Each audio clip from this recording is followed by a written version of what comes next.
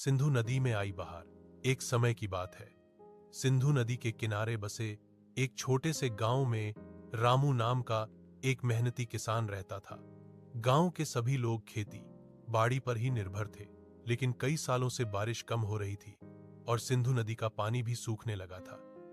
खेत सूख गए थे, फसलें बर्बाद हो रही थी और किसान बहुत परेशान थे। रामू दिन रात मेहनत करता, लेकिन पानी की कमी के कारण उसकी मेहनत का फल नहीं मिल पाता था। घर में अनाज कम हो गया, बच्चों की पढ़ाई रुक गई और परिवार की हालत दिन ब दिन बिगड़ती जा रही थी।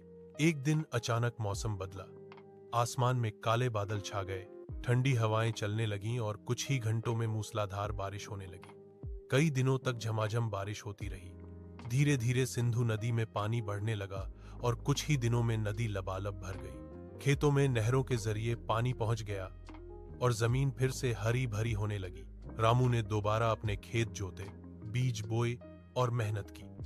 कुछ ही हफ्तों में खेतों में गेहूं और सरसों की लहराती फसलें खड़ी हो गईं। गांव में फिर से खुशहाली लौट आई। बच्चे खेलते कूदते नजर आने लगे और किसान के चेहरे पर मुस्कान लौट आई।